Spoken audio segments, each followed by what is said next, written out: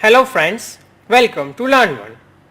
In previous lecture we have learned about initializer method in Ruby and today we will learn about instance method in Ruby. Second method of Ruby is instance method. Now what is instance method? Instance method are the methods that are called upon Ruby instances. Suppose here I have created one instance method.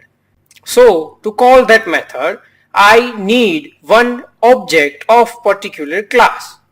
For example, I want to call getFullName method of my user class. What I need to do is, first I need to create an object of the user class. And then only I can be able to call that getFullName method of that user class.